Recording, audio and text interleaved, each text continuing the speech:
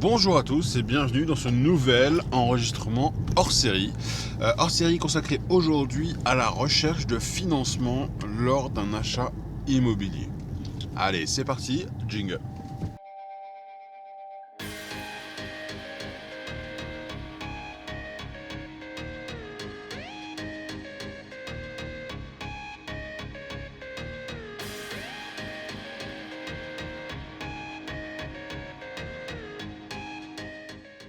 Et nous voilà, me revoilà pour un nouvel hors-série, donc comme je vous l'ai indiqué, consacré sur le financement de l'immobilier locatif. Pourquoi ce choix? Tout simplement parce que entre deux, moi j'ai eu une bonne nouvelle puisque j'ai eu un accord de banque par rapport à notre projet. Alors que n'hésitez pas à suivre les podcasts précédents et dans la lignée des podcasts classiques, on va dire, pour pouvoir suivre notre projet immobilier qui est l'achat d'un immeuble de rapport, de notre premier immeuble de rapport. Et donc je me suis dit, tiens, ça peut être l'occasion de parler de financement, parce que c'est souvent le stress pour pas mal d'investisseurs, surtout en 2021, puisqu'on sait que les règles ont pas mal changé, ça s'est nettement durci pour l'obtention des crédits, et du coup je trouvais ça super intéressant de pouvoir évoquer ça avec vous. Donc comme je vous le disais, c'est vrai qu'en 2021 c'est une année un peu charnière au niveau des prix immobiliers, dans le sens où les règles ont changé, puisqu'avant on pouvait se permettre de dépasser les 33%, on pouvait se permettre d'avoir un peu moins de reste à vivre, on pouvait se permettre des choses comme ça, on pouvait se permettre aussi d'emprunter sans apport. C'est vrai que nous par exemple sur les 4 premiers biens qu'on a achetés, on avait 0 € d'apport, hein. Donc c'était ce qu'on appelle des financements à 110%. C'est-à-dire que c'est 100% c'est la valeur du bien, et plus 10% c'est les frais de notaire et frais d'agence. Donc vous voyez, cette notion-là de prêt à 110%, on va beaucoup moins l'entendre maintenant. Alors je dis pas qu'il n'y a plus aucune banque qui le font, hein, je suppose qu'il y en a encore qui le font, mais ça devient de plus en plus compliqué parce que les nouvelles normes imposent, justement, pour protéger un peu les ménages du surendettement, etc., ça impose qu'on ait un apport obligatoire pour pouvoir emprunter sur de l'immobilier, et encore plus, j'ai envie de dire, sur de l'immobilier locatif. Donc forcément pour nous ça change un peu la donne. Ça veut dire qu'au niveau de notre recherche de financement, ça veut dire qu'au niveau de notre réflexion dans la gestion de nos budgets, notre quotidien, etc., on va devoir en tenir compte pour pouvoir finalement avoir un dossier béton avant même d'arriver en banque pour pouvoir proposer cette demande de financement. Donc comme je vous le disais, nous on a emprunté à 110%, ce qui fait que du coup on n'a jamais mis d'apport sur un crédit immobilier locatif, et même d'ailleurs sur le crédit résidence principale. Ce qui va être important à ce niveau-là, et j'évoque un peu le sujet là, de la résidence principale, c'est le débat déjà de savoir s'il faut ou pas acheter sa résidence principale. Alors c'est un grand débat, c'est un débat sur lequel il n'y a pas forcément de réponse précise. Tout va dépendre de vos souhaits, tout va dépendre de votre ambition, tout va dépendre de ce que vous voulez faire plus tard, etc. Le côté résidence principale, c'est un côté hyper rassurant pour vous, mais aussi pour votre banque. C'est-à-dire que pour vous, au moins, vous êtes sûr d'avoir un toit. C'est le rêve, je pense, de chacun, et c'est la volonté de chaque homme de pouvoir se protéger, d'avoir un toit pour protéger sa famille. Ça remonte aussi à nos gènes, hein, je pense. Je veux dire, si on remonte un petit peu les Cro-Magnons et compagnie, c'est pareil. Ils devaient trouver un endroit pour dormir, pour être en sécurité, pour pas se faire attaquer. Donc on va dire que dans nos gènes, c'est déjà prévu comme quoi il faut avoir un abri, il faut avoir une maison. Le fait d'être propriétaire de sa maison, c'est hyper intéressant dans le sens où on sait qu'on pourra faire des projets plus tard.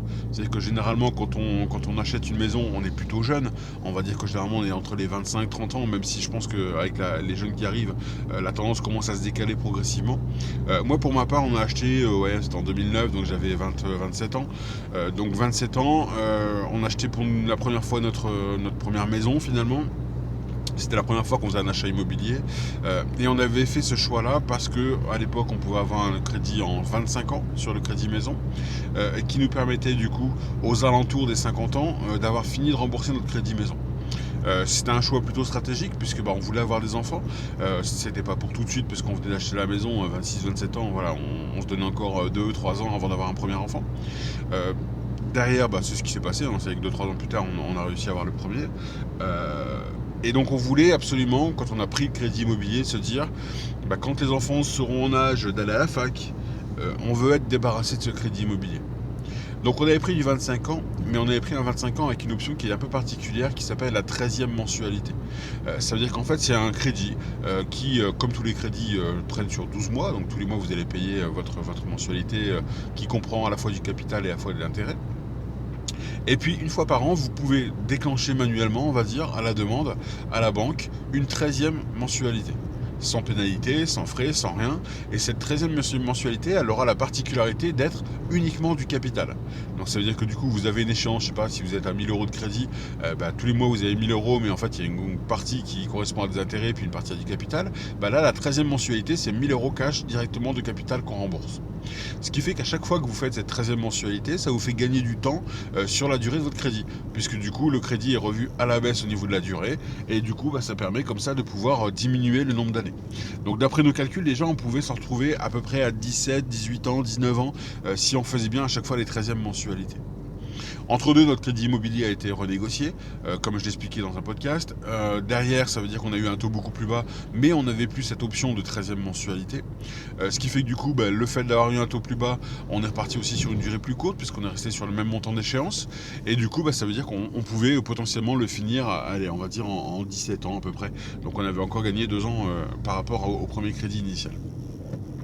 Donc tout ça, c'est des stratégies que nous on a mis en place, tout simplement parce que quand on a acheté, on n'était pas du tout dans l'optique de faire de l'immobilier locatif avant 50 ans, et que derrière, ça nous a permis, on s'est rendu compte finalement que l'immobilier, ça pouvait nous intéresser, ça pouvait être sympa, on avait envie de mettre la main dedans, et à partir du moment où on met la main dedans, il faut trouver des solutions pour essayer d'optimiser un petit peu, on va dire, et de pouvoir jouer là-dessus. Alors pourquoi je parle d'optimiser par rapport à la résidence principale ?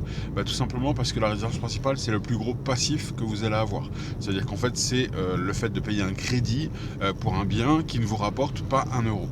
Et donc ça, c'est ce qu'on appelle du passif. Et donc le crédit habitation principale, c'est vraiment le plus gros passif qu'on peut avoir. Ce qui fait que derrière, si vous voulez investir dans l'immobilier, il faut faire attention. Parce que du coup, vous allez avoir un crédit immobilier qui va pour la résidence principale qui va déjà vous gréver à peu près entre 25, 28, 29% d'endettement, ce qui est déjà conséquent. Et ce qui veut dire que derrière, si on a déjà du 29% d'endettement sur le crédit immobilier résidence principale, il ne nous reste pas grand-chose jusqu'au 33% pour de l'investissement locatif. Donc vous voyez, ça c'est vraiment un élément qu'il faut prendre en compte. C'est-à-dire que quelqu'un qui se dit non, moi l'immobilier je le ferai jamais, en locatif je le ferai jamais, etc. Acheter la résidence principale, ça peut avoir du sens. Au moins ça permet de se dire voilà, à 45, 50 ans je suis débarrassé, j'ai plus de crédit immobilier, j'ai pas de loyer à payer à personne. Et du coup derrière ça me permet d'être beaucoup plus serein pour terminer ma vie sereinement, quoi. A l'inverse, si vous vous dites moi très rapidement je vais faire de l'immobilier locatif, etc., il faut peut-être voir l'option en ce moment-là. Il faut peut-être voir l'option de se dire est-ce que je reste pas locataire pour ma résidence principale. Alors vous allez me dire oui, mais ça change rien puisque finalement le loyer est à peu près équivalent à une échéance de crédit. C'est vrai, sauf que pour la banque ça change complètement la donne. C'est-à-dire que pour la banque on ne le verra pas comme un endettement, on le verra plutôt comme une charge que l'on supporte mensuellement, mais pas comme un endettement. Donc du coup ça ne viendra pas gréver votre pourcentage d'endettement, ça sera juste pris en compte pour votre reste à vivre. Et donc ça change complètement la donne au niveau du dossier bancaire, notamment depuis qu'ils ont resserré un peu la vis par rapport aux conditions d'octroi des crédits. Donc la résidence principale, c'est vraiment un choix à faire. Vous voyez que nous, finalement, on est parti sur le choix de se dire on prend la résidence principale pour être tranquille à 50 ans. Derrière, on change un peu de fusil d'épaule puisqu'on se rend compte qu'on a envie de faire d'autres choses que ça et que du coup, on fait varier finalement ce taux et ce crédit pour en tenir compte de ces nouveaux projets. Ce qui fait que du coup, aujourd'hui, on a pu avoir de notre côté déjà une deadline qui s'est un peu rapprochée par rapport à la renégo de crédit ou par rapport aux 13e mensualités. Et puis derrière, on a fait des choix aussi, c'est-à-dire que dès qu'on a eu une somme conséquente d'argent, on l'a remboursé de façon anticipée aussi notre crédit immobilier maison pour pouvoir en diminuer la durée. Ce qui fait que du coup, donc c'est un crédit qui a été souscrit en 2009. On est aujourd'hui en fin 2021 et logiquement, si tout se passe bien d'après nos perspectives, je pense que fin 2022, on aura fini de rembourser notre crédit. Ce qui fait que du coup, on était parti sur un crédit à 25 ans pour cette maison et derrière, on va réussir finalement à le solder, si je calcule bien, en 12-13 ans. D'accord ? Donc ce qui fait que derrière, ça ouvre des perspectives. C'est-à-dire qu'on a quand même débaissé de 10 ans la durée de notre crédit.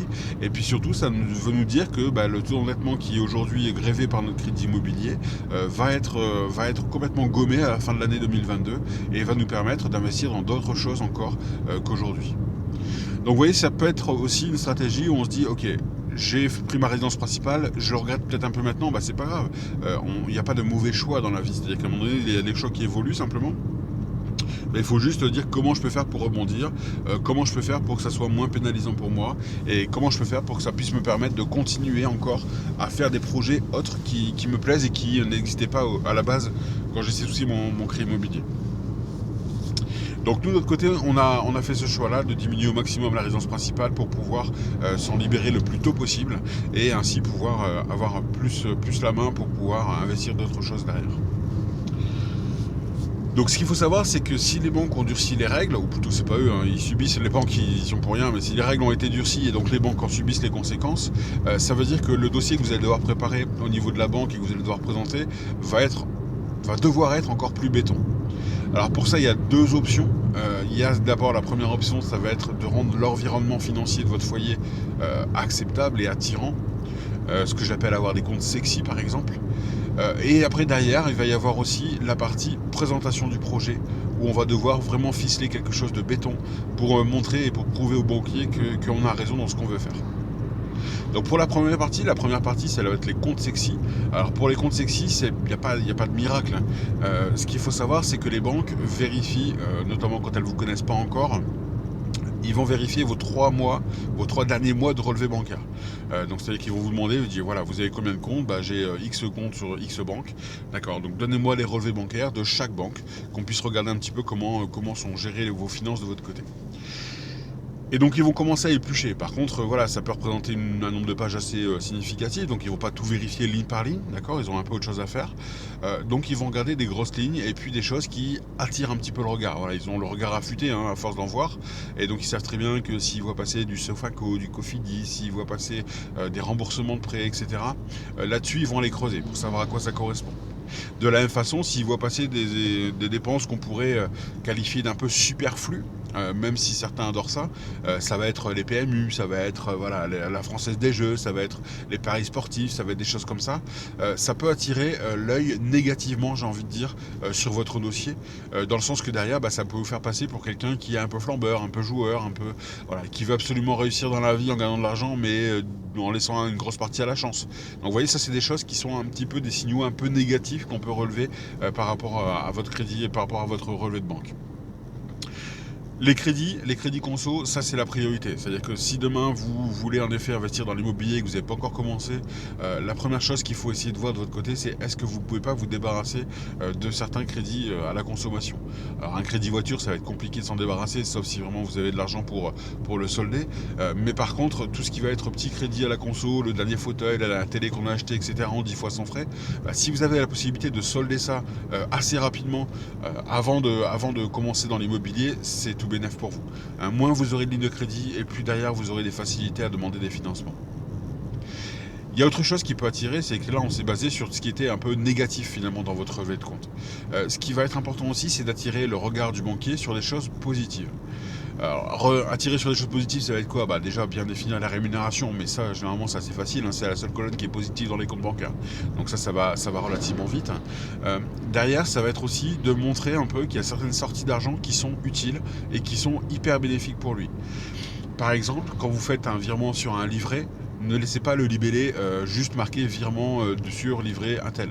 C'est pas parlant. C'est-à-dire que quand vous imaginez à la quinzaine de pages, il va y avoir virement, le banquier fait pas gaffe. D'accord ? Si par contre ce virement-là, vous le libellez en disant épargne long terme, épargne court terme, épargne moyen terme, vous voyez, des choses comme ça, dès que le mot épargne, on voit l'apparaître, là tout de suite ça va attirer le regard du banquier qui va passer en différentes lignes. Tiens, il y a de l'épargne, vous m'expliquez un peu ce que vous faites comme épargne, et là vous pouvez dérouler. Là vous pouvez dire oui, en effet, je fais de l'investissement en bourse pour telle partie, pour du long terme ou pour du moyen terme. Après sur du court terme, je fais plutôt ça comme placement, etc. Donc vous pouvez lui expliquer les choses, et là il est prêt à les entendre. Donc ça c'est hyper intéressant de plutôt essayer d'attirer au maximum le regard du banquier sur des choses positives plutôt que sur des choses négatives. Ça veut dire que finalement, comme il demande 3 mois de relevé de compte, bah, vous devez vous mettre un petit peu, entre guillemets, à la diète pendant 3 mois. Alors, ça ne veut pas dire ne rien faire, hein, pas du tout, au contraire, hein, ça peut paraître même suspect si jamais vous avez aucune activité sur votre compte pendant 3 mois. Mais c'est surtout de dire, bah voilà, je vais éviter d'acheter trop de fringues, ou tout au moins que le montant soit trop important par rapport à mes revenus. Je vais éviter de pouvoir faire en effet des paris sportifs, des trucs comme ça pendant 3 mois, ça pourrait donner un signal un peu négatif. Je vais surtout éviter par-dessus tout d'être en négatif, d'être en débit sur un compte. Ça c'est hyper important. Si vous avez du débit sur un compte, le banquier ne vous croira pas. Comment vous voulez qu'il vous prête de l'argent si vous lui montrez qu'aujourd'hui vous n'êtes pas capable de gérer déjà l'argent que vous avez actuellement? Vous voyez, psychologiquement c'est compliqué. Donc forcez-vous à faire attention. Si vous avez un débit finalement sur votre compte bancaire qui est un peu chronique, hein, il y a certaines personnes malheureusement qui sont dans ce schéma-là, où tous les mois ils commencent le mois, ils sont déjà en négatif ou ils sont frôles du négatif, donc dès qu'on fait une première dépense, boum, on est en négatif. C'est une façon de gérer le compte. Moi j'ai horreur de ça, je supporte pas d'avoir un négatif et donc j'aurai pas de négatif sur les comptes. Mais sur le principe, voilà, essayez déjà de combler ce négatif avant même de rentrer dans l'immobilier. C'est-à-dire qu'à un moment donné, si vous construisez une maison mais que les fondations sont pas bonnes, ça va se casser la gueule. Bah, l'immobilier c'est exactement pareil. L'immobilier locatif en tout cas c'est exactement pareil. C'est-à-dire qu'à un moment donné, vous pouvez pas vouloir investir dans l'immobilier et construire une grosse fortune sur de l'immobilier locatif en n'ayant pas les fondations qui sont là. Et les fondations, elles sont de différentes natures. Il y a les fondations qui en effet sont perceptibles, c'est-à-dire l'argent, le financier. Mais après, il y aura aussi toutes les fondations qui sont non perceptibles. Ça va être les formations que vous allez prendre pour pouvoir vous former sur le sujet. Ça va être tout ce que vous pouvez apprendre à droite à gauche et vous inspirer de ceux qui ont réussi. Donc vous voyez, c'est des choses comme ça, mais il faut avoir ces bases-là avant de démarrer. Si vous démarrez tout de suite en vous jetant comme ça dans le grand bain sans avoir un minimum de fondation, à un moment donné, ça va fissurer, ça va s'écrouler, quoi. Donc donnez bien ces fondations finalement à ce banquier et montrez-lui bien que vous êtes sérieux, vous savez gérer les comptes, vous savez de quoi vous parlez. Quand vous dites un chiffre au banquier, vous savez le justifier, vous savez l'expliquer. Si vous parlez de stratégie, par exemple de bourse sur du moyen terme, sur du long terme, vous savez expliquer votre stratégie. Donc vous voyez, c'est des choses comme ça, c'est hyper important de pouvoir avoir la main et lui montrer que les fondations, elles sont bien là, elles sont costauds et on a tout en béton armé avant de partir sur l'immobilier locatif. Donc rendre les comptes sexy, ça c'est hyper important. C'est vraiment la priorité absolue quand vous voulez démarrer dans l'immobilier locatif. La deuxième partie, ce que je vous expliquais, c'est la présentation du projet. C'est-à-dire que voilà, même moi, les premiers projets dans lesquels je suis arrivé, si vous vous souvenez un peu du podcast où j'expliquais que j'avais été voir une courtière en crédit immobilier qui m'avait un peu ouvert les yeux sur l'immobilier locatif, j'étais venu tout simplement avec mes relevés de compte, et puis même pas le relevé de compte, j'étais venu avec le bulletin de salaire et puis avec mon avis d'imposition. Donc c'est bien, on a déjà des chiffres, mais ça sert strictement à rien, quoi. Je veux dire, c'est pas ça monter un projet, c'est pas ça monter un dossier. Ce qu'il faut vous dire, c'est que le banquier qui va vous recevoir pour écouter votre demande de prêt, il va avoir très peu de temps. Il a très peu de temps à vous accorder parce que lui, c'est pareil, sa journée, elle fait que 8 heures de boulot et qu'à un moment donné, il doit avoir un maximum de clients dans la journée, etc. Ils sont overbookés pour monter leur dossier.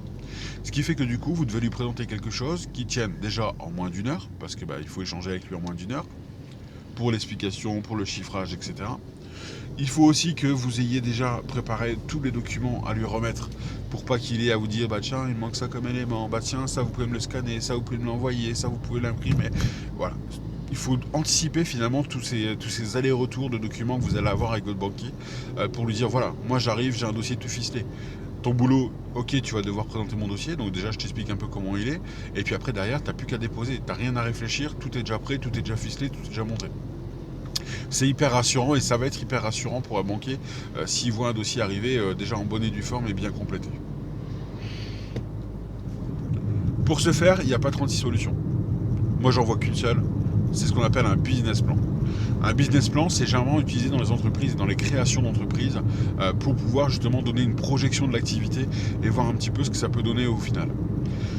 Si je prends un exemple concret, par exemple, quelqu'un qui voudrait monter une affaire de food truck, il va monter un business plan pour le présenter à sa banque, etc., pour avoir du financement. Ça veut dire que dedans, il va expliquer déjà le concept, d'accord, du food truck.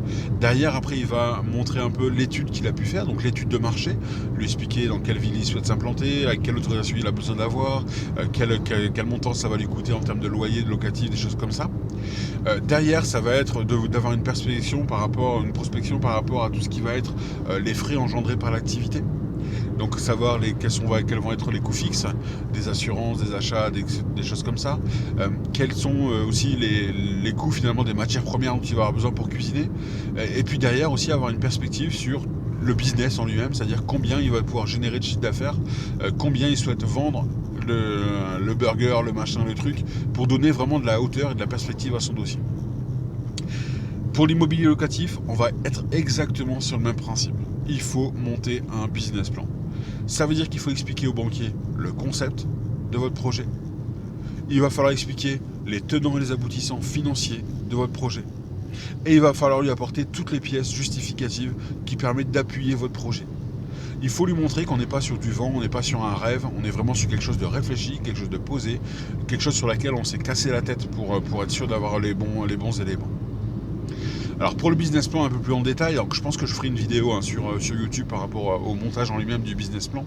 Mais pour reprendre rapidement les différents schémas qu'on pourra avoir, la priorité du business plan, ça va être déjà d'expliquer d'une manière textuelle, donc sans les chiffres, quel est votre business, quel est votre projet. C'est-à-dire qu'on va devoir expliquer dans quelle situation géographique se trouve le bien qu'on envisage d'acheter. On va devoir expliquer rapidement le contexte de la commune. Alors combien il y a d'habitants, est-ce qu'il y a des étudiants par exemple si vous partez sur un truc étudiant, combien il peut y avoir éventuellement de commerce à proximité, qu'est-ce qu'il y a comme service dans la ville, est-ce qu'il y a des collèges, des lycées, est-ce qu'il y a des choses comme ça. Tout ça c'est des éléments qui permettent déjà au banquier de s'immerger un petit peu dans votre projet et de se dire ok, je vois à peu près quel type de bien il vise, je vois à peu près dans quelle situation il va se trouver au moment où il va le mettre en location, je vois déjà à peu près et j'imagine qu'il doit y avoir un peu de demande locative sur ce sujet. Donc voilà, ça le permet comme ça de se projeter un petit peu par rapport à ce besoin. Après derrière, ça va être de rassurer le banquier.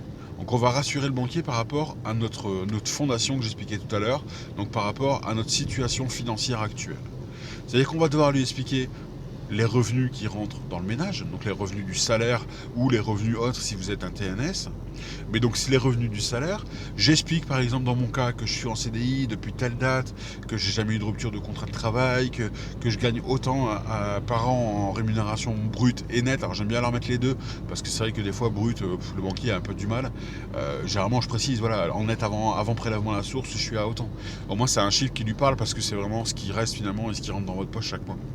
Donc ça c'est des choses qui sont parlantes. C'est lui dire, voilà, si votre rémunération elle est composée que d'un fixe ou de parties variables qui peuvent augmenter le truc, si vous êtes sur 12 mois ou si vous avez une prime de 13e mois, c'est toutes des choses, des éléments financiers comme ça de votre capacité finalement à gagner de l'argent qui va être important. Vous faites ça pour vous-même et puis vous faites ça éventuellement si vous êtes avec un co-emprunteur, que ce soit votre conjointe ou peu importe. Vous faites bien ça pour les deux parties qui vont s'immiscer dans le projet. Derrière, vous allez devoir aussi montrer votre surface immobilière si jamais vous avez déjà une surface immobilière. C'est-à-dire que vous allez devoir expliquer, par exemple dans mon cas, que je suis propriétaire de ma résidence principale. Alors même si j'aime pas le mot propriétaire parce que je suis encore sous crédit. Alors moi je considère toujours que pour l'instant je suis toujours locataire de ma banque. Donc c'est un raisonnement perso. Mais donc j'explique en effet que ma maison vaut X euros, qu'aujourd'hui dans mon crédit immobilier de maison il me reste autant d'euros à rembourser, que ça représente une échéance de autant. Donc voilà, tout ça c'est des éléments qui sont importants pour lui pour bien mesurer l'impact de la résidence principale. Si vous avez déjà de l'immobilier locatif, ça va être le moment aussi de détailler les choses. Il va falloir expliquer un petit peu ce que vous avez comme immobilier. Chaque bien, vous allez devoir préciser combien ça vous ramène en termes de loyer, combien ça vous coûte finalement en termes de charges et en termes de crédit immobilier. Donc tout ça, ça nous permettra comme ça de pouvoir estimer un petit peu la puissance financière que vous pouvez avoir. Un dernier élément qui va être à prendre en compte, ça va être les épargnes. Il va falloir expliquer à ce moment-là qu'est-ce qu'on a comme épargne. Et pareil, on justifie les choses. Ça veut dire qu'à un moment donné, si vous dites j'ai un compte en banque ou j'ai un compte eToro avec de la bourse, il va falloir lui expliquer. C'est-à-dire qu'il va falloir lui montrer. Il va falloir avoir un relevé des transactions eToro par exemple, qu'on mettra en annexe. Il va falloir avoir quelque chose finalement d'assez concret. Il ne vous croira pas sur parole. Donc c'est-à-dire qu'à un moment donné, il faut montrer les choses. Et donc là, vous allez détailler un peu toutes les épargnes que vous allez avoir. D'accord ? Ça vous permet comme ça d'asseoir aussi encore un peu plus vos fondations.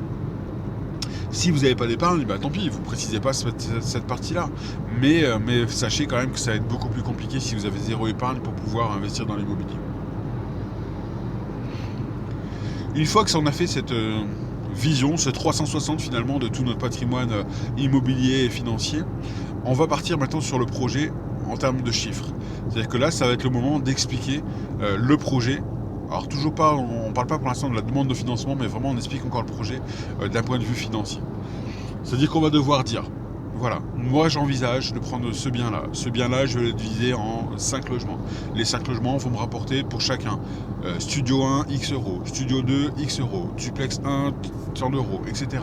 Donc vous allez détailler comme ça tous les revenus, bien par bien et appartement par appartement que vous avez estimé. Là-dessus, ça va être hyper important de réfléchir et d'avoir le document justificatif pour justifier de ces montants que vous allez donner. Demain, vous annoncez un loyer à 450 pour un loyer, le banquier ne va pas vous croire sur parole, encore une fois. C'est-à-dire que demain, vous allez devoir vous chercher un justificatif qui permet de récupérer justement cette information-là. Et donc pour ça, moi je vous renvoie à mon premier podcast dans lequel je vous indiquais que moi de mon côté, je demande des estimations financières locatives à des notaires et à des agents immobiliers. C'est-à-dire que dès que j'ai repéré une ville qui me paraît plutôt sexy, plutôt bankable, et ben du coup je vais aller voir dans cette ville les notaires, je vais aller voir les agences immobilières et je vais leur dire, ben voilà, je souhaite investir dans l'immobilier dans votre commune. Déjà, est-ce que vous allez bien me présenter? C'est la première chose.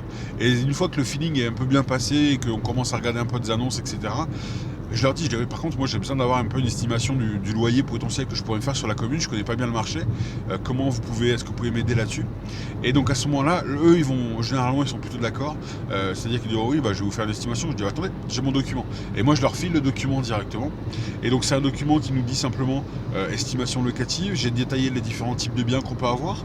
Donc du studio, du T2, du T3, T4, et puis j'ai dû mettre T5 et plus, je crois.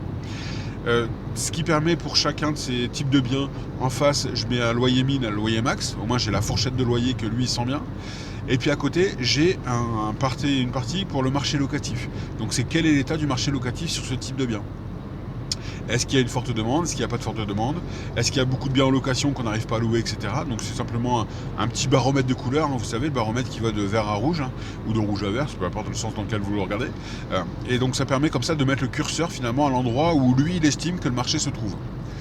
Ces éléments sont hyper importants parce que du coup moi c'est des éléments que je vais utiliser, que je vais mettre en annexe de mon business plan pour justifier justement d'une l'attraction locative par rapport à justement ce petit baromètre, savoir s'il y a de la demande ou pas, et puis de deux, c'est sur ça aussi que je vais pouvoir baser mes loyers pour pouvoir monter mon dossier. Alors généralement quand les loyers, alors après tout dépend des chiffres qu'on me donne, mais si les loyers correspondent plutôt bien avec ce que j'avais imaginé à la base, j'essaie de prendre un loyer médian en fait. C'est-à-dire que je lui dis, voyez, j'ai même été plutôt pessimiste dans ma démarche, puisqu'en fait j'ai pris le loyer moyen que je souhaite avoir, mais potentiellement si je fais un bien vraiment de qualité, je peux monter encore la donne, quoi. Et donc ça c'est pareil, ça montre aussi que vous êtes prudent dans votre démarche. C'est-à-dire que si vous prenez à chaque fois le loyer max qui vous est donné par les agents, par les notaires, bah ça donne déjà l'idée que bah, vous essayez déjà à moitié de noyer le poisson et vous dites bon je vais gonfler le prix comme ça je suis sûr de passer, etc. Donc non, donnez des éléments factuels au banquier qui va vous recevoir. C'est-à-dire qu'à un moment donné il faut lui dire voilà, moi j'ai été prudent, c'est-à-dire que je considère que ça va être un bien qui va être vraiment de qualité, mais par contre j'ai pris un loyer moyen, comme ça au moins je suis sûr de ne pas avoir de surprise. Si j'arrive à le louer plus cher, bah tant mieux, c'est que ça va encore augmenter notre capacité. Si maintenant j'arrive pas et que je suis obligé de le louer à ce prix-là, bah ça passerait très bien aussi. Donner du donnant comme ça, donner de l'échange comme ça avec votre banquier, ça montre encore une fois votre crédibilité. Donc business plan, donc on a dit donc la première partie présentation du projet, derrière on fait le point sur notre financier, sur notre patrimoine immobilier, derrière on explique le projet avec ce qu'on veut faire comme type de division, comme type de locatif, etc. C'est à ce moment-là aussi qu'il faut partir. Si vous par exemple vous envisagez de faire du Airbnb, c'est là qu'il faut gommer tout de suite cette idée d'Airbnb. Ça veut dire qu'à un moment donné, quand vous présentez votre projet à la banque, ne parlez pas du projet comme voulant faire du courte durée. D'accord ? Il faut que votre dossier soit fiable sur du longue durée. Et après, si vous mettez du courte durée à la place, bah tant mieux, c'est tout bénef pour vous. C'est-à-dire que vous allez devoir ramener une rentabilité qui va être beaucoup plus importante. Mais si vous montez votre projet autour d'un courte durée, le banquier ne va pas apprécier. Le banquier va pas apprécier parce qu'il va vous dire bah oui mais regardez en 2020 on a eu un coronavirus et le coronavirus il a gelé toutes les locations Airbnb. Comment vous allez faire pour rembourser le crédit si une année vous n'avez pas de revenus qui rentrent? Ah bah ouais, là on se trouve comme un con devant le banquier. Non, alors que si vous montez le dossier et vous dites voyez le dossier il est viable en longue durée. Et maintenant je fais une projection si jamais en plus j'incorpore du courte durée dedans. Et là, vous voyez, ça permet d'appuyer votre propos. C'est-à-dire que vous avez encore une fois assaini la base en disant, ok, sur de longue durée, il est viable. Maintenant, si je rajoute une couche de courte durée, voilà les perspectives et voilà l'amélioration que j'ai encore de la situation financière. Et là, le banquier sera beaucoup plus enclin à vous écouter. Donc vous expliquez tout ça pour votre projet locatif et ce que vous imaginez avoir comme revenu. Éventuellement, si vous avez des travaux, ça va être le moment de détailler et d'expliquer aussi, grosso modo, les travaux que vous allez devoir faire. Alors pareil, ne parlez pas d'enveloppe globale. Si vous arrivez en disant, voilà, alors les travaux, j'ai juste estimé les travaux à 80 000 euros. Point. Qu'est-ce qu'il va vous dire, banquier? Donnez-moi des justificatifs. Prouvez-moi qu'en effet, il y a 80 000 euros de travaux. Et que 80 000 euros de travaux vont être suffisants pour faire votre projet. Parce que ça marche dans les deux sens aussi. C'est que le banquier, il a deux craintes. La première crainte, ça va être que vous ayez sous-évalué les travaux, ce qu'on fait malheureusement trop souvent, et que du coup, vous n'allez pas aller jusqu'au bout du projet. Ça, c'est une première chose.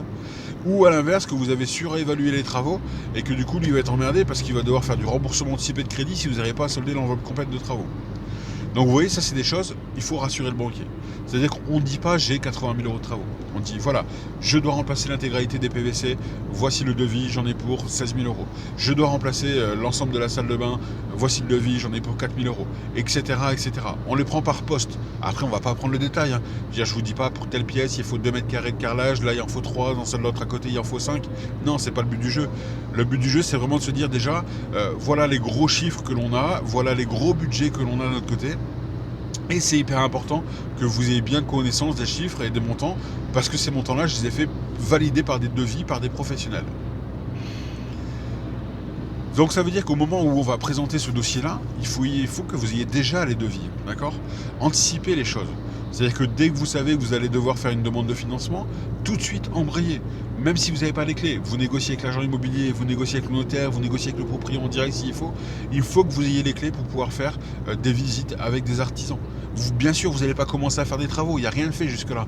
Mais au moins, vous allez pouvoir passer avec des artisans pour pouvoir faire les devis.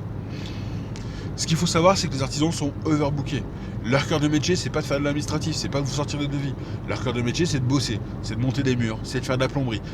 D'accord? Donc il faut qu'ils perdent moins de temps possible aussi, eux de leur côté, pour faire les devis. Donc n'hésitez pas, c'est une petite aparté, mais n'hésitez pas aussi, quand vous allez demander des devis pour des travaux, pour des artisans par exemple, de leur filer déjà un plan précis de ce que vous voulez faire par exemple. Ça c'est hyper important. Au moins lui, quand il va arriver dans la maison, il sait se projeter, il a déjà les volumes. Il n'est pas obligé de prendre toutes les notes des mesures de pièces, etc. puisque vous allez lui filer le plan sur lequel il y aura déjà toutes les dimensions. Donc c'est un gain de temps pour lui, donc ça va être énorme pour lui. Donc ça fait partie des choses qu'il faut bien penser à faire aussi en amont quand vous faites vos devis. Je ferme l'aparté. Donc du coup, vous allez vous pointer avec un montant de budget travaux que vous allez expliquer, que vous allez pouvoir prouver au banquier. Je pense qu'on a fait le tour, je pense qu'on a tous les éléments pour demander notre financement. Ce qui fait que derrière, on va pouvoir vraiment partir sur la demande elle-même de financement. Alors la demande de financement, elle va porter du coup sur le bien immobilier à la base. D'accord. On va rajouter à ça les 7-8% de frais de notaire. Donc ça c'est pareil, l'estimation exacte des frais de notaire, vous la trouvez sur internet. Vous avez des simulateurs sur notaire.fr il me semble, où vous allez pouvoir calculer vos frais de notaire. D'accord. C'est important aussi, soyez précis. C'est-à-dire que si vous savez que les frais de notaire sont à 13 256 euros, mettez 13 256 euros. Si vous êtes sur le bon chiffre, ça fait toujours classe. Devant le banquier, dire en effet, à l'euro près, vous avez la même simulation que moi. D'accord. C'est con, mais ça peut jouer. Donc on va penser aux frais de notaire, on va détailler les frais d'agence si vous avez des frais d'agence, que vous êtes passé par une agence immobilière pour négocier le bien immobilier. On va penser aussi à tout ce qui va être donc le budget de travaux qu'on a calculé juste avant. On va devoir penser ensuite à tout ce qui va être frais de dossier par exemple. Généralement les banques, alors je sais qu'en SCI par exemple on a pour 3 000, 6 000, 4 000 de frais de dossier. Donc ça c'est pareil, il faut l'inclure dans le financement si vous le souhaitez. Et donc vous avez une enveloppe globale finalement, vous allez dire voilà le montant que ça représente le projet. J'arrive à ce 256 187 euros de demande de projet. À ce moment-là, vous allez pouvoir dégainer et de dire quelle est votre stratégie par rapport à ce financement. C'est si vous souhaitez en effet mettre un apport pour couvrir les frais de notaire, pour couvrir des frais d'agence, etc., vous pouvez déjà en parler à ce moment-là. Si vous ne savez pas trop, vous pouvez partir déjà sur la simulation et sur le postulat que vous demandez un financement à 110%. Et après, derrière, vous pourrez toujours arguer d'avoir les finances suffisantes en épargne pour pouvoir couvrir en effet ces fameux frais de notaire, frais d'agence et frais de dossier. Donc vous allez avoir le montant que vous allez devoir demander à la banque. Moi, ce que je vous conseille derrière, c'est de tout de suite établir un tableau d'amortissement que vous allez mettre dans votre dossier. D'accord? Alors le tableau d'amortissement, si vous n'avez jamais fait de crédit immobilier, c'est simplement le fait de dire que c'est un tableau qui se reprend sur la longueur du crédit, donc par exemple sur du 240 mois si on est sur du 20 ans, et il va vous expliquer finalement mois par mois quel va être le capital remboursé, quel va être le montant d'intérêt remboursé, quel va être le capital restant. Et donc ça, c'est un tableau d'amortissement que vous pouvez mettre comme ça à disposition du banquier. Alors le tableau d'amortissement, ça se fait très facilement par Excel, hein. Ça, c'est pareil, dans la vidéo de présentation du business plan, je pense que je vous mettrai le fichier Excel qui va bien avec. Il n'y a pas à se torturer l'esprit. Donc moi, ce que je fais dans mes business plans, c'est que j'indique, je dis que voilà, je suis parti de l'hypothèse d'avoir un crédit immobilier avec un taux par exemple de 1,35. Pour les assurances, j'ai estimé que j'avais 0,46 par emprunteur. Et derrière, ça me donne, grâce au tableau d'amortissement, ça me donne une échéance de autant, etc. Je le précise parce que du coup c'est pareil, le tableau d'amortissement c'est un document qui parle au banquier. Le banquier lui il en fait, puisqu'à chaque fois qu'il octroie un crédit à quelqu'un, il sort un tableau d'amortissement. Donc à un moment donné, ça veut dire que lui, c'est un document qui lui parle. Donc il va pouvoir se retrouver dedans, il va pouvoir se retranscrire dedans.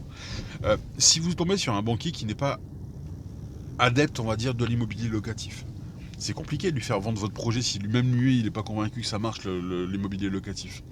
Donc du coup, ça veut dire que de votre côté, vous allez devoir vraiment donner tous les arguments qui fait qu'à un moment donné, il va se sentir impliqué dans ce que vous lui demandez de faire. Et donc le fait de lui mettre un tableau d'amortissement qui est déjà bien ficelé, qui est déjà bien donné, qui a déjà bien les bons éléments à l'intérieur, bah lui ça va le rassurer. Ça va le rassurer parce que d'un seul coup, il va revenir dans sa partie à lui, il va revenir dans des éléments qu'il connaît, dans des éléments qu'il maîtrise, et là il va se sentir tout de suite beaucoup plus à l'aise pour vous écouter.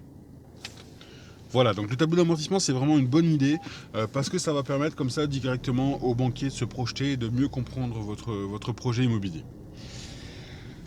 Donc une fois qu'on a le tableau d'amortissement, donc on sait on a déjà pas mal d'infos puisqu'en fait on connaît maintenant l'enveloppe globale qu'on va devoir demander à la banque, on sait quelle échéance de crédit ça va représenter, on connaît les charges, on sait une estimation d'assurance pour le propriétaire non occupant qui va se chiffrer à peu près pour un studio, allez, on va dire une vingtaine d'euros par mois pour un studio.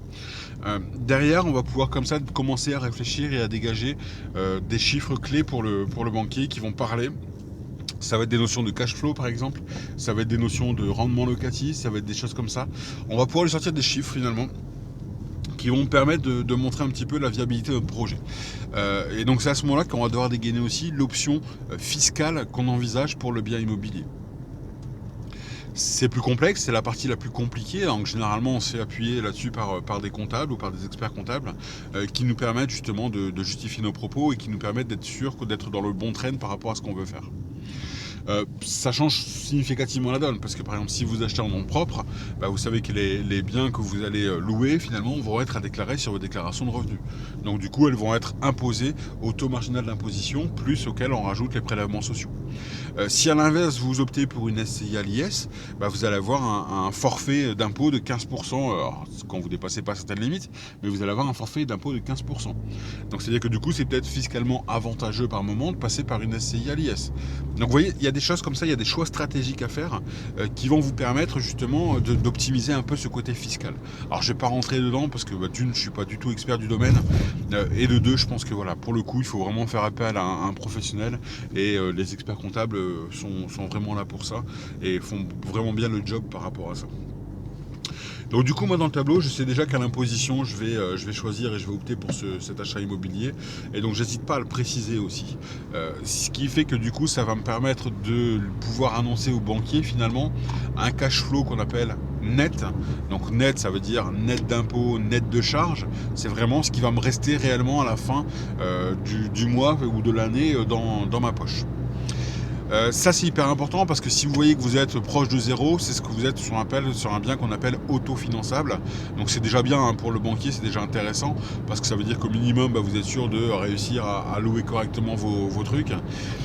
Mais c'est pas hyper rassurant non plus parce que ça veut dire que vous dégagez pas de marge. C'est-à-dire que si un jour vous avez un impayé loyer, si un jour vous avez une vacance locative, vous allez devoir sortir de votre poche pour remettre dans le projet. A l'inverse, si vous êtes sur un cash flow positif, bah là ça peut être beaucoup plus sympa pour le banquier. Parce que je sais pas, imaginez que vous avez X logements dedans, des studios par exemple, vous avez un immeuble avec 5 ou 6 studios dedans. Un studio, vous louez 450 euros, et qu'au final, vous regardez que dans votre montage financier, vous arrivez à un cash flow positif de 500, 600 euros, bah, ça veut dire que le cash flow positif permet déjà de rembourser au minimum un loyer impayé ou une vacance locative. Donc ça va être déjà beaucoup plus rassurant pour le banquier. Donc c'est-à-dire que ces éléments chiffrés-là, c'est pareil, vous allez devoir lui amener, vous allez devoir lui expliquer, vous lui montrer votre vision des choses. Par exemple, moi de mon côté, j'hésite pas à dire, bah voilà, je vous ai pris le pire scénario. Donc dans le pire scénario, je dégage 600 euros. Mais ça, c'est si je paye plein impôt les impôts, etc. Alors que comme je suis en SI à l'IS, je vais pouvoir amortir mon bien. Je vais pouvoir déduire tous les frais de travaux, etc. Ce qui fait que pendant 5-6 ans, je vais payer 0 euros d'impôt. Et donc par contre, quand je vais payer 0 euros d'impôt, je vais être plutôt à 800, 900 euros, 1000 euros de cash flow positif. Ça, c'est des choses qu'il faut lui expliquer. Comme ça, au moins, ça me montre aussi que vous êtes au courant de ce qui se passe dans l'immobilier. Vous êtes au courant un peu de la fiscalité. Alors, même si vous n'êtes pas un professionnel de la fiscalité, et on ne vous demandera jamais de l'être, mais au moins, déjà, vous savez expliquer les choses et pourquoi vous avez fait ce choix de SCI, par exemple. Donc tout ça, ça vous permet finalement d'avoir un dossier béton, un dossier solide, dans lequel le banquier va pouvoir se projeter, va pouvoir comprendre ce que vous lui dites, parce que derrière, pour lui, le but du jeu, ça va être de faire passer votre dossier auprès de l'administration, j'ai envie de dire, auprès de soit son supérieur ou auprès de l'organisme qui va garantir votre crédit, qui va sécuriser votre crédit. Donc vous voyez, ça c'est des choses importantes, c'est-à-dire que si vous n'arrivez pas à transmettre votre projet au banquier, bah, lui il sera forcément dans l'incapacité de pouvoir le transmettre à son tour à quelqu'un.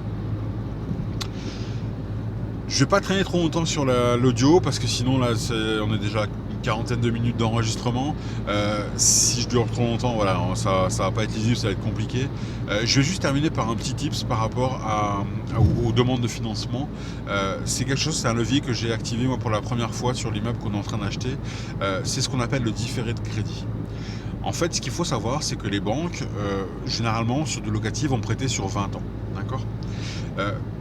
Vous pouvez demander à la banque si ils acceptent de faire du différé de crédit. Le différé de crédit, c'est quoi ? C'est simplement de dire que je souscris le crédit à la date d'aujourd'hui, par exemple, mais que je vais commencer à rembourser du capital de crédit que plus tard. Alors plus tard, c'est quand ? C'est par exemple à la fin, quand j'aurai fini de faire mes travaux. Donc si j'estime que j'ai 6 mois de travaux, par exemple, je peux demander un différé de crédit de 6 mois.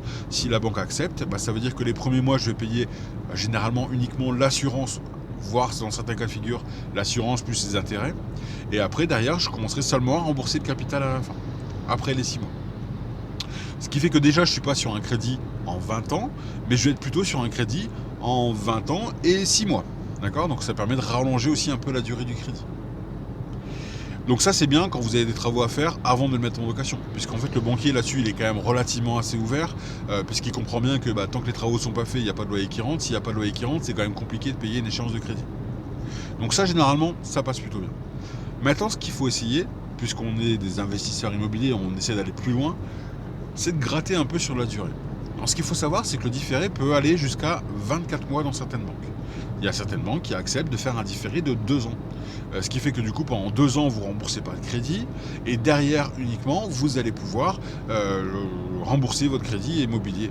Donc ce qui fait que pendant 2 ans, il ne se passe rien au niveau de l'échéance du crédit immobilier, ou très peu. Généralement, ça va être l'assurance, donc vous allez avoir 100 balles, 200 balles maximum. Mais derrière, après, voilà, vous êtes tranquille avec l'échéance de crédit. Alors c'est quoi l'intérêt ? Ça serait quoi pour nous l'intérêt de pouvoir utiliser ce levier supplémentaire, on va dire, qui nous est offert par le différé de crédit ? C'est simplement de pouvoir épargner. Alors ça, il ne faut pas l'annoncer comme ça au banquier, parce que le banquier, il n'est pas là pour vous enrichir, il est là pour vous proposer une solution de financement. Mais vous, dans votre esprit, il faut bien l'avoir en tête. Par exemple, là, sur le projet immobilier qu'on est en train de ficeler, je sais pour moi que j'ai 6 mois de travaux, d'accord ? J'ai demandé à la banquière, est-ce qu'ils font du différé de crédit ? Oui, il n'y a pas de souci, sur 6 mois, on peut faire un différé, il n'y a pas de problème. Et derrière, je lui pose la question, je dis est-ce qu'on peut pas aller plus que 6 mois pour différer de crédit ? Alors elle me regarde un peu suspecte déjà, donc elle a senti le coup tourner. Elle me dit comment ça se fait, vous allez pas mettre plus de 6 mois pour faire les travaux ? Et je dis je suis un peu embêté parce que si je fais faire tout par des professionnels, en effet 6 mois le délai je le tiens. Si par contre je décide in fine d'en faire une partie par moi-même pour amener encore plus de qualitatif, etc. Du coup je vais être un peu plus que 6 mois quoi. Donc je sais pas trop, je vais être entre 6 et 12 quoi. Et donc elle m'a dit ok, pas de souci, à ce moment-là je vous mets un différé de 12 mois. Mais pour moi, ça change significativement la donne. Je suis persuadé que mes travaux, je vais les boucler en 6 mois. D'accord? Alors, je suis peut-être trop ambitieux, on en parlera dans les podcasts, on verra si j'avais raison ou pas d'être ambitieux. Mais je suis persuadé qu'en 6 mois, les trucs vont être bouclés. Ce qui veut dire que derrière, je vais avoir 6 mois où, en effet, je vais rembourser 100 euros d'assurance de crédit sans avoir de loyer en face. Ok? Donc là, en effet, je ne gagne pas grand-chose et je perds de l'argent plutôt parce que je vais perdre 6 mois d'assurance. À partir du 7e mois, je devrais avoir les loyers qui vont rentrer. Donc je vais avoir à peu près 2000 euros de loyer qui vont rentrer tous les mois. Ce qui fait que du coup, ces 2000 euros vont rentrer. Mais pour autant, je suis toujours dans ma phase de différé de crédit. C'est-à-dire que du coup, j'ai toujours que 100 euros qui sortent. Ce qui veut dire que tous les mois, je vais pouvoir mettre de côté 1900 euros. 1900 euros sur 6 mois, ça commence à faire une jolie petite somme. Si vous expensez, vous allongez encore ça, alors moi elle n'a pas voulu me suivre, mais si vous voulez allonger ça et que vous arrivez à négocier un différé de crédit sur 2 ans, ça veut dire que dans mon projet, pendant 1 an et demi, j'aurais pu mettre 1900 euros de côté sans avoir en face de remboursement de crédit. Vous imaginez bien la santé financière de la SCI qui va supporter ça? C'est plutôt sympa, quoi. Donc vous voyez, ça c'est un levier supplémentaire pour démultiplier, j'ai encore envie de dire, l'effet de levier de la banque, qui est déjà énorme, c'est de pouvoir jouer sur ce différé de crédit. N'hésitez pas à le demander, ça ne vous coûte rien de le demander. Au pire, vous allez avoir quoi? Vous allez avoir un refus de la banque, ils vont vous dire « Non, je suis désolé, nous on fait pas de différé ». C'est pas grave, le projet il est viable quand même, donc on s'en fout. Mais si par contre il vous dit « Bah oui, en effet, on peut faire un différé », ayez le réflexe. Au maximum, c'est combien le différé chez vous? 24 mois? Ok, on peut négocier un 24 mois. Si vous devez le justifier en disant bah oui, mais ce mois, ça veut dire que les 6 premiers mois, je fais 2 premiers appartements, les 6 suivants, je fais les 2 autres, et puis les 2 derniers, je vais attendre un peu plus parce que financièrement, je vais devoir me refaire un petit peu entre deux, et donc je vais pouvoir le dépenser, mais ce sera plutôt à la fin des 2 ans qui vont être loués. Le banquier, il est prêt à l'accepter. C'est pas son argent au banquier. À partir du moment où vous lui dites pas clairement j'ai pris une SCI pour optimiser fiscalement parce que j'en ai rien à foutre de la succession et que derrière je vous demande un 24 mois pour pouvoir économiser pendant 23 mois 2000 euros par mois, ouais, là ok, ça marchera pas. Mais si par contre vous expliquez bien que c'est en lien avec les travaux, etc., ça peut passer, ça peut passer. Et puis ça vous coûte rien de demander, quoi. Je veux dire, celui qui ne demande rien, il a rien. Celui qui demande, il a une chance d'avoir. Il ne faut pas oublier ça. Et donc, il ne faut pas hésiter à leur demander. Ça ne mettra pas en rouge, en blacklist votre dossier, hein, loin de là. C'est juste une broutille pour eux. C'est un argument en plus à renseigner dans leur baquet, dans leur bécane. Mais franchement, ça ne change pas grand-chose pour eux, quoi. Voilà, je vais arrêter là le petit enregistrement podcast. Un hors-série de 45-46 minutes, c'est plutôt pas mal. De toute façon, je vais être arrivé au boulot. Donc, comme d'habitude, je vais devoir arrêter l'enregistrement. J'espère que cet enregistrement vous a plu. N'hésitez pas à partager, n'hésitez pas à liker, n'hésitez pas à commenter si vous écoutez ça par YouTube. N'hésitez pas aussi à me poser vos questions si jamais vous avez des sujets que vous souhaitez aborder ou avoir ma vision des choses. Sinon, moi je vous dis à bientôt dans le podcast classique, on va dire, puisque le prochain enregistrement va sortir dans 2 jours. N'hésitez pas à nous suivre, n'hésitez pas à vous abonner à la chaîne, vous abonner au podcast, ça permettra de voir l'avancée de notre projet immobilier d'achat d'immeubles de rapport. Et puis voilà, je vous dis bonne journée et puis à plus. Ciao ciao.